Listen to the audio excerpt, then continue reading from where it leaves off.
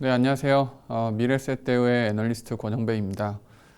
오늘 말씀드릴 종목들은 아시아의 그 스포츠웨어 관련된 산업 그리고 뭐 섬유 산업 관련된 몇몇 주식들 좀 소개해 드리도록 하겠습니다.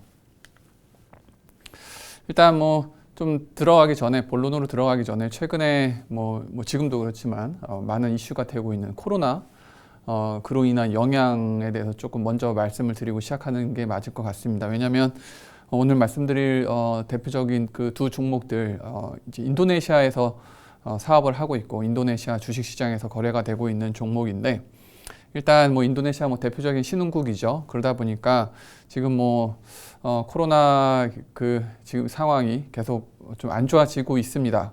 우리나라는 뭐 제 생각엔 좀 많이 안정된 것 같은데 인도네시아는 이제 좀 시작인 것 같아서 뭐 어제 보니까 뭐죠 그쪽에서도 약간 그 락다운 비슷하게 하고 있고요. 그런 것들이 좀 많이 좀 더 강하게 좀 더 진행이 되고 있는 것 같고 그럼에도 불구하고 아직 환자 수가 굉장히 빠른 속도로 이제 이제 막 시작이 된 것 같아서 약간 좀 코로나로 인한 그런 부정적인 영향 이런 것들이 조금 더 심하게 될 수 있는 그런 위험이 분명히 있어 보입니다.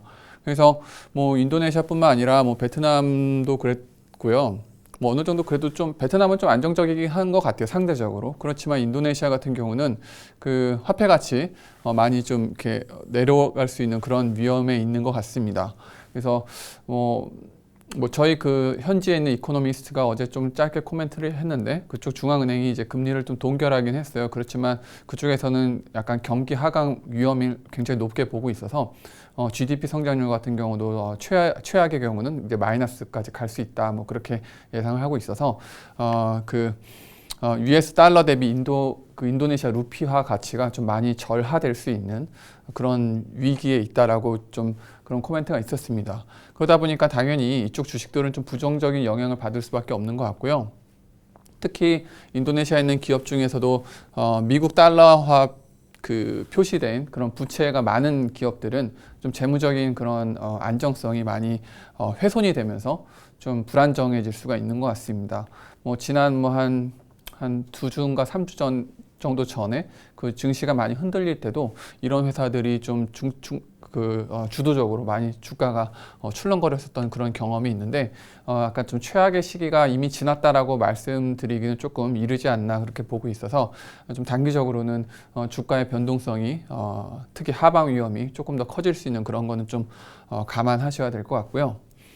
그렇지만 장기적으로 봤을 때는 뭐 그래도 꽤나 뭐 좋을 수 있다라고 보고 있습니다. 뭐 나중에 말씀드리겠지만 일단 뭐 펀더멘털하게 봤을 때는 뭐 이렇게 나쁜 건 별로 없는 것 같고요. 그리고 특히 그 나라 화폐, 예를 들어서 인도네시아의 자국 화폐가 절하되면 그쪽에서 이제 사업을 해서 수출하는 기업 입장에서는 굉장히 좋을 수가 있거든요. 왜냐하면 이제 수출 기준으로 봤을 때 자기들 그 가격 경쟁력이 좋아지기 때문에 오히려 이렇게 자국 화폐가 절하됐을 때는 그 나라에 있는 수출 기업한테는 오히려 장기적으로 봤을 때는 좋은 기회가 되곤 합니다. 그래서 뭐 아까 나중에 말씀드리겠지만 스릴 같은 이런 회사 같은 경우는 달러 기준으로 이제 매출을 인식하고 그리고 대표적인 수출 기업이어서 오히려 좀 장기적으로 봤을 때는 긍정적일 수 있다. 뭐 그 정도로 말씀을 드리겠습니다. 일단 그 본론으로 들어가서요. 아시아 스포츠웨어 시장 굉장히 뭐 좋은 것 같아요. 물론 이제 또 여기서 좀 더 짚고 넘어갈 포인트는 코로나 때문에 일단 올해 1분기 그리고 좀 더 길게 봐서 2분기 정도까지는 판매량 이런 것들, 매출 이런 것들은 당연히 부정적일 수밖에 없는 것 같습니다. 그렇지만 약간 좀 희망적인 거는 아직은 뭐 그런 증거를 찾을 수는 없지만 그래도 좀 기대해 볼 수 있는 거. 그러니까 코로나가 지나고 나서 그 이후의 상황을 생각해 보면 일단 코로나는 어찌 보면 이제 병이잖아요. 그래서 사람들이 아플 수 있고 그런 걸 이제 극복하고 났다. 그 이후 시점에서는 당연히 굉장히 많은 사람들의 건강에 대한 이제 관심이 예전보다 코로나 이전보다는 더 훨씬 더 높아질 수밖에 없을 거고요. 당연히 사람들은 좀 더 많이 운동을 하려고 할 거기 때문에 이런 스포츠웨어, 신발 이런 관련된 산업은 오히려 좀 장기적으로 봤을 때는 좀 좋아질 수 있는 그런 계기가 될 수 있다 그렇게 보고 있습니다. 이미 아시아에서 이렇게 뭐 우리나라도 그렇죠. 운동도 많이 하잖아요. 그래서 뭐 룰루레몬이나 언더아머 아니면 뭐 아디다스, 나이키 이런 업체들, 그러니까 글로벌 기업들이긴 한데 이런 기업들의 매출 성장률이 그냥 전체 소비 지출 성장률을 훨씬 상회하는 그런 숫자들이 잘 성장률이 나오고 있습니다. 그게 의미하는 거가 뭐 간단하게 사람들의 돈을 쓰는데 그 중에서 스포츠웨어나 이런 스포츠 용품, 신발 이런 쪽에 점점 더 많이 쓰고 있다. 그러니까 다른 데 쓰던 거를 뭐 줄이던 어떻게 하던 이런 운동 관련된 스포츠 관련된 쪽으로 돈을 더 많이 쓰고 있고 그러다 보니까 이런 대표적인 글로벌 스포츠웨어 기업들의 매출 성장률이 훨씬 더 좋게 나오고 있습니다. 근데 이런 아시아 지역에서 봤을 때는 당연히 뭐 중국 중심으로 많이 성장을 하고 있습니다. 일단 인구도 제일 많고, 그리고 아시아 지역에서도 어찌 보면은 중국도 이제 뭐 옛날처럼 아주 저개발 국가가 더 이상 아니거든요. 소득 수준 충분한 수준으로 올라왔습니다. 그리고 한 GDP 구매력 기준 GDP가 인당 10,000불을 이미 넘어섰기 때문에 뭐 중국 사람들도 어느 정도 뭐 중산층 정도다라고 하면 이런 글로벌 그 브랜드들의 그 수입 제품을 충분히 사서 쓸 수 있는 그런 구매력이 되거든요. 그래서 그쪽에서 많이 소비가 일어나고 있고요. 그리고 또 이제 세대를 봤을 때 이제 밀레니얼 세대라고 부르죠. 한 10대 후반 정도에서 30대 중반, 초반 정도까지 그런 세대들, 그러니까 뭐 젊은 사람들 건강에 대한 관심이 굉장히 많고 뭐 운동도 열심히 하고, 그리고 또 보면 이제 뭐 워라밸이라고 하죠.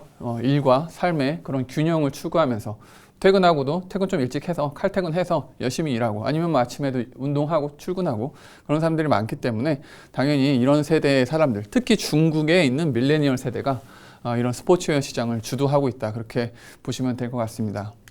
네, 그래서 중국 스포츠웨어 시장 좀 더 자세하게 설명을 드리면, 지난 5년 동안 연평균 14.5%, 뭐 15% 정도 매년 이렇게 성장했습니다.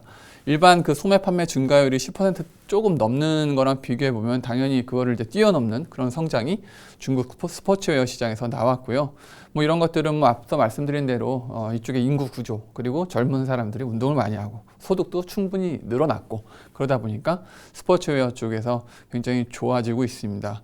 특히 이제 뭐 주목할 만한 거는 중국 같은 경우는 이제 그 하이엔드, 뭐 소위 말하면 이제 중국 입장에서 이제 외제, 뭐 나이키, 아디다스 이런 약간 좀 글로벌 브랜드죠. 이런 쪽으로 많이 이동을 해가고 있고요. 특히 이제 뭐 아니면 룰루레몬처럼 좀 더 그 고가의 글로벌 브랜드 쪽으로 많이 이동해가고 있는 그런 특징을 보이고 있습니다. 중국 같은 경우는 약간 좀 특이한 게 인구 구조가 한 20년 전만 하더라도 중국이 이제 젊은 계층이 굉장히 많았었거든요. 그렇지만 이제 최근은 중국이 이제 더 이상 뭐 이렇게 아주 젊은 나라다라고 부르기는 좀 힘들어요. 이제 중국도 어느 정도 이제 고령화된 나라거든요. 그러다 보니까는 그 연령대로 봤을 때 이제 중장년층 한 40대 이 정도의 인구 비율이 가장 높아졌는데, 이런 사람들 같은 경우는 아직 뭐 40대면 그래도 충분히 뭐 이렇게 운동 잘 할 수 있잖아요. 그런데다가 소득 수준도 젊은이들보다 훨씬 높기 때문에 이런 사람들이 특히 이런 하이엔드 시장으로, 하이엔드 스포츠웨어 시장으로 많이 이동하고 있는 그런 경향을 보이고 있습니다. 그러다 보니까 결국엔 하이엔드 같은 면은 이제 글로벌 브랜드겠죠. 그러다 보니까는 중국 같은 경우는 뭐 대표적으로 아까 말씀드린 뭐 나이키나 아디다스, 룰루레몬 같은 글로벌 브랜드의 그 매출액 성장률이 그쪽에 있는 로컬 브랜드 성장률보다 훨씬 좋게 그렇게 나오고 있고, 당연히 그러다 보니까 점유율도 상승하고 있고, 이런 트렌드는 좀 더 지속이 되지 않을까 그렇게 예상을 하고 있고요. 뭐 약간 또 보면 이제 그 트레이딩 업, 그러니까 상향 구매라고 하죠. 그러니까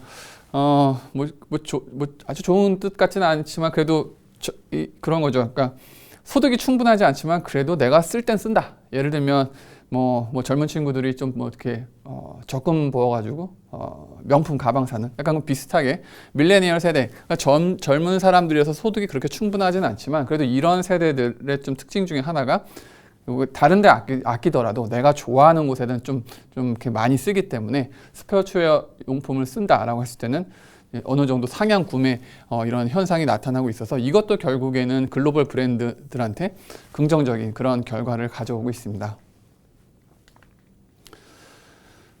인도네시아 시장을 이제 저희는 좀 좋게 보고 있어요. 왜냐하면 특히 중국이랑 비교해 봤을 때 인도네시아가 약간 인구 구조가 좋아요. 나중에 제가 좀 더 설명을 드릴 기회가 있을지 모르겠지만 아무튼 인구 구조가 좋고, 그러니까 젊은 층의 비중이 높고요.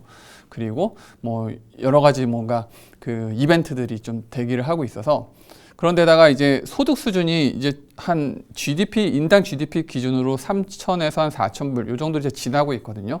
근데 중국의 과거 사례를 보면은 그런 시기가 됐을 때, 그러니까 중국 같은 경우도 한 이 정도 시기에서 갑자기 이게 그 스포츠웨어 쪽 관련된 매출이 늘어났는데 그때가 그러니까 인당 GDP가 한 3,000불 정도 4,000불 정도 사이를 넘어서는 그때부터 스포츠웨어 관련된 그 매출이 폭발적으로 늘어나는 모습을 과거에 보였습니다. 그래서 인도네시아가 이제 지금 딱 그 포인트에 있기 때문에 인도네시아는 어찌 보면은 사람들이 이제 점점 더 스포츠웨어 쪽으로 소비를 이제 늘릴 수 있는 그런 환경에 있고 그게 막 이제 변곡점을 저희는 지났다라고 보고 있어서 인도네시아에서 그 스포츠웨어 관련된 그런 용품 매출 이런 것들이 빠르게 늘어날 수 있다 그렇게 생각을 하고 있고요. 어떻게 될지 모르겠어요. 그 코로나 때문에. 네, 일단 뭐 내년에 그 FIFA 월드컵 U20, 그러니까 20세 이하 그 피파 월드컵이 이제 인도네시아에서 예정이 되어 있습니다. 근데 뭐 올림픽도 연기된 마당에 지금 어떻게 될지 모르겠지만 아무튼 뭐 이런 대형 그 스포츠 이벤트가 이제 예정이 되어 있다는 거. 인도네시아 같은 경우는 얼마 전에 그 자카르타 팔렘방 아시안 게임 했잖아요. 그때 이후로 확실히 스포츠 관련된 그런 붐이 일어나고 있어서 이런 대형 그 스포츠 이벤트가 있는 것들은 당연히 그 나라 내에서 스포츠 관련된 관심 이런 거를 늘리는데 당연히 도움이 될 거고 그러다 보면 당연히 스포츠웨어 이런 쪽으로 많이 소비가 일어날 것 같습니다. 그래서 인도네시아에 있는 그 마피라는 회사가 있어요. 풀네임이 미트라 아디퍼카사라고 해서 좀 긴데 아무튼 저는 마피라고 부르거든요. 이 회사 같은 경우는 그 스포츠웨어 특히 글로벌 브랜드 뭐 나이키나 아디다스 이런 것들을 수입해 와서 파는 그런 유통 회사입니다. 그래서 이런 회사들한테 좀 더 좋은 그런 성장 기회가 인도네시아에서 기대가 된다. 그렇게 말씀을 드릴 수 있을 것 같습니다. 그리고 이제 스포츠웨어를 이제 그 신발이나 뭐 스포츠 용품 이런 것들을 파는 회사들도 좋지만 특히 인도네시아나 베트남 쪽은 또 이제 만드는 그런 회사들도 어느 정도 수혜를 기대할 수가 있습니다.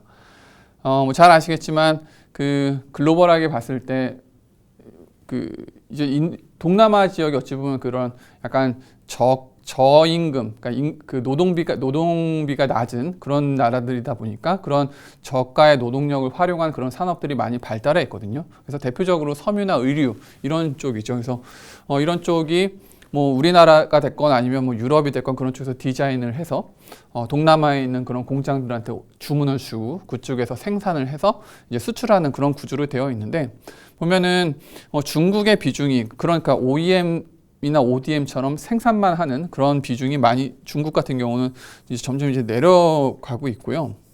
왜냐하면 일단 중국도 옛날처럼 이제 더 이상 인건비가 싸지 않거든요. 그래서 많이 올라왔어요. 그래서 옛날에는 굉장히 컸었는데 중국의 비중이 컸었는데 지금은 많이 줄어든 상태고 그런 거를 베트남이나 아니면 태국, 필리핀, 뭐 인도네시아 이런 동남아 국가들이 많이 가져갔습니다. 그래서 이런 상황은 조금 더 앞으로 좀 더 지속이 되거나 오히려 더 강화될 것을 보고 있고 특히 요즘은 좀 조용해지긴 했지만 이제 미중 무역 분쟁 코로나 직전까지만 해도 굉장히 좀 뜨거웠었던 이슈잖아요. 근데 이런 것들이 또 언제 또 이제 또 다시 불거질 수 있을지 모르니까 결국에는 글로벌 브랜드, 예를 들어서 뭐 아디다스다라고 하면 더 이상 중국 같이 한 나라에 생산을 많이 의존할 수가 없습니다. 굉장히 위험해졌죠. 그러다 보니까는 중국 이외 지역으로 어느 정도 그 제조 기지를 옮길 수밖에 없고 특히 이제 중국이 인건비도 높아졌고 이제 규제도 옛날처럼 이렇게 느슨하지가 않거든요. 그래서 중국은 좀 제조 기지로서 경쟁력이 많이 약해지고 있는 상황이다. 그리고 말씀드린 대로 글로벌 제조업체들 같은 경우는 중국 말고 그 대체지로 이제 베트남이나 인도네시아 같은 나라를 이제 선택하고 있는 그런 상황 같습니다. 특히 인도네시아 같은 경우는 장점은 일단 인건비 뭐 당연히 싸고요. 그리고 지리적으로 좀 인접성, 그러니까 수요 시장이 있어야 돼요. 아시아에서 당연히 이제 대표적인 수요 시장은 이제 중국이죠. 중국에서 생산해서 중국에다 팔면 좋긴 하겠지만 중국 인건비가 비싸니까 인건비가 싸면서 중국이랑 가까운 베트남이나 인도네시아를 선택할 수밖에 없는 것 같고요. 그리고 뭐 여러 가지 인프라 뭐 잘 갖춰져 있고 정책도 요즘 굉장히 우호적으로 이렇게 잘 나오고 있는 것 같습니다. 그리고 특히 인도네시아 같은 경우는 인구가 이제 2억 명을 넘기 때문에 내수 시장도 굉장히 매력적이죠. 그래서 이런 스포츠웨어나 신발을 생산하는 그런 OEM, ODM 업체에도 중요한 투자 기회가 있을 수 있다 그렇게 생각을 하고 있습니다.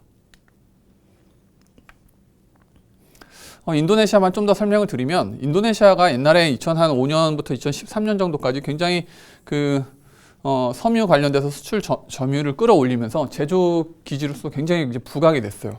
그렇지만 한 2012년 정도부터 그 최저임금을 이제 가파르게 올리고 그리고 약간 좀 정권 교체도 있었는데 그러다 보니까는 경쟁 국가인 베트남 대비해서 인건비나 이런 것 측면에서 좀 불리해졌고 그래서 지난 한 5, 6년 정도 동안은 이쪽 시장 OEM 그 글로벌 섬유 의류 그 제조 시장에서 많이 점유율을 특히 베트남한테 많이 뺏겼습니다. 그래서 제조 기지로서 베트남에 비해서 굉장히 좀 인도네시아가 약해진 상황인데 그래도 뭐 다행인지 불행인지 모르겠지만 인도네시아 정부가 이걸 좀 잘 이제 캐치해서 다시 좀 이제 발벗고 나서고 있습니다. 규제도 많이 완화해주고 법인세도 낮추고 그리고 뭐 여러 가지 정책적인 그런 혜택을 이제 줄 것으로 얘기를 하고 있어서 어찌 보면은 베트남한테 뺏겼었던 그런 점유율을 미중 무역 분쟁이 지금 심해진 그런 상황에서 다시 한번 이제 좀 가져올 수 있는 그런 기회가 되지 않았나. 아니면 적어도 베트남으로부터 뺏어지 못하더라도 중국에서 이제 막 나오고 있는 그런 생산 이전 수요를 베트남이 아닌 인도네시아로 좀 끌어올 수 있는 그런 기회를 잡았다. 그렇게 보고 있습니다. 그래서 인도네시아 정부가 그 포지티브 인베스트먼트 리스트라고 해서 특히 이제 좋게 지원을 해줄 그런 산업 중에서 대표적으로 이제 섬유랑 의류 쪽이 거론이 되고 있는데요. 뭐 이쪽에서 수혜를 볼 수 있는 그런 기업들을 인도네시아에서 찾아볼 수 있을 것 같습니다.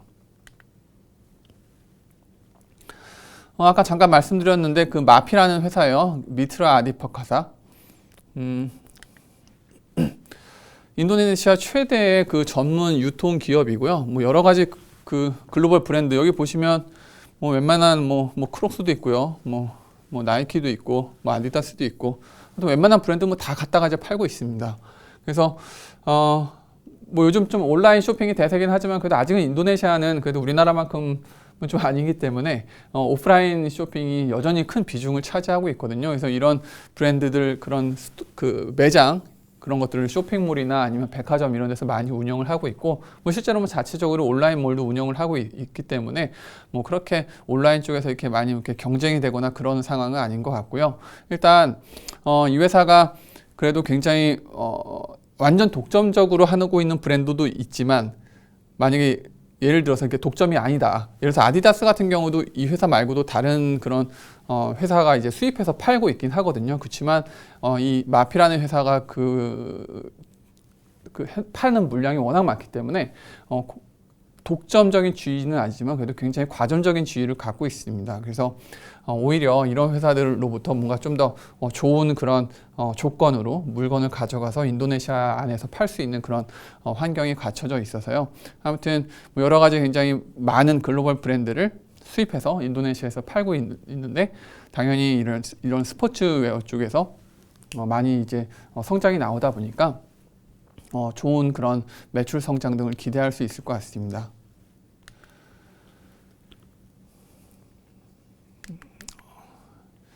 일단 투자 포인트는 최대 그 전문 유통기업이다. 그래서 뭐 아까 말씀드린 대로 나이키나 아디다스처럼 그런 글로벌 스포츠웨어 브랜드 이렇게 판매하고 있고요.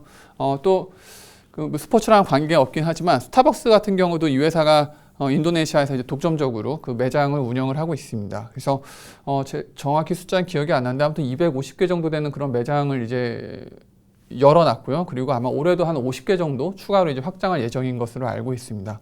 인도네시아에서 스타벅스 커피면 그래도 싼 편은 아니에요. 우리나라랑 가격이 비슷한데 거기 현지에 있는 그 커피 전문점 가격이랑 비교했을 때 거의 한 2배, 좀 많게는 3배 정도 되는 가격입니다. 그렇지만 그래도 또 이쪽에서도 그 밀레니얼 세대들의 이 트레이딩 업, 좀 비싸게 커피 먹어주는 그런 욕구를 이제 잘 이제 겨냥하다 보니까 스타벅스 커피가 인기가 나쁘지 않습니다. 그래서 굉장히 잘 되고 있고요. 그래서 뭐 스포츠웨어 쪽 그리고 이런 고가의 커피 이런 것들로 인해서 매출 성장 굉장히 견고하게 잘 나오고 있고 재무 구조 굉장히 좋아졌다. 잠깐 뒤쪽에서 설명을 드리면 이 회사가 여러 가지 뭐 브랜드를 뭐 이렇게 많이 론치하고 뭐 이것저것 하다 보니까 2018년까지만 해도 그 부채가 좀 많이 많았었고 그래서 이자 비용이 많이 늘었었습니다. 그렇지만 자회사들을 부분 이제 상장을 시키면서 일부 지분을 매각하고 그 돈으로 부채를 상환하고 그러면서 차입금 자체가 많이 내려왔고요. 그래서 이자 비용도 작년, 올해 굉장히 과거 대비 비교했을 때는 굉장히 낮게 이렇게 이자 비용을 지출할 수 있을 것 같아서 굉장히 뭐 재무적인 구조도 많이 좋아진 상황입니다. 설비 투자비 같은 경우도 이제 좀 많이 안정권으로 들어가고 있어서 설비 투자비가 줄어들다 보니까 잉여 현금 흐름도 많이 좋아질 것으로 기대를 하고 있습니다. 좀 투자 그 위험 요인으로 보면 일단 뭐 여전히 뭐 거시경 경제적인 불확실성 이게 뭐 가장 뭐 중요한 포인트일 것 같아요. 지금 시점에서 특히나 그 코로나 때문에 어떻게 될지 모르죠. 저희 인도네시아 현지에 있는 애널리스트랑 이제 좀 얘기를 하다 보면 뭐 쇼핑몰에 사람이 없다고 해요. 그러니까 그 바이러스 때문에 지금 이렇게 돌아다닐 수 있는 그런 상황이 좀 아닌 것 같습니다. 그래서 당연히 뭐 단기적으로는 그런 수요에 영향을 받을 수밖에 없는데 장기적으로 봤을 때는 코로나를 이제 극복한 이후를 가정하고 봤을 때 당연히 건강에 대한 관심이 늘어나고 다시 사람들의 활동이 이제 정상화될 거기 때문에 이 회사 같은 경우는 뭐 장기적으로 봤을 때는 나쁘지 않다. 약간 좀 제가 좀 우려가 되는 포인트는 이 회사 같은 경우 제품들이 이제 대부분 이제 외산 브랜드잖아요. 아디다스나 뭐 나이키 이런 것들을 이제 수입해서 인도네시아에 파는 건데 인도네시아 루피아 그 환율이 절하, 그러니까 루피아가 약세로 됐을 때는 그쪽 사람들 입장에서는 그 수입된 가격이 굉장히 높아지는 그런 효과가 있을 수 있습니다. 그래서 약간 좀 인도네시아 사람들의 구매력이 저하될 수 있는 거 그런 거는 조금 위험 요인이 될 수 있을 것 같습니다. 그렇지만 최근에 주가가 요즘 뭐 주가 안 빠진 주식이 없죠. 그래서 굉장히 많이 떨어진 상황이어서 이런 우려는 저는 충분히 반영을 하고 있다라고 보고 있고요.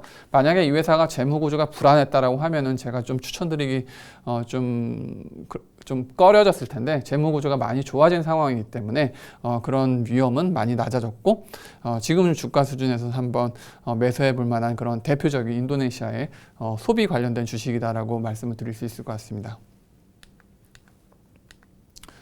마지막으로 말씀드릴 종목 이제 스릴 리제키 이스만 이름이 길어요. 그래서 저 이렇게 코드 스릴이라고 부르는데요.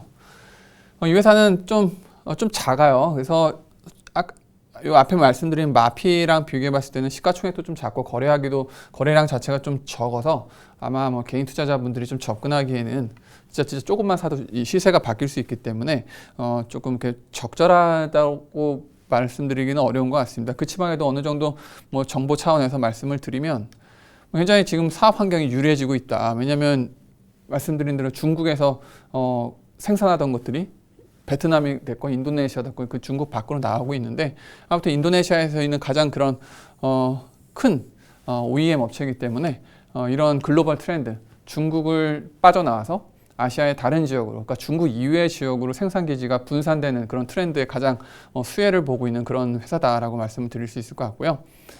섬유 회사인데 이렇게 수직 계열화 굉장히 잘 되어 있어요. 실에서부터 이제 원단 그리고 최종 제품까지 다 하고 있어서 규모의 경제 많이 좋아질 것으로 보고 있습니다.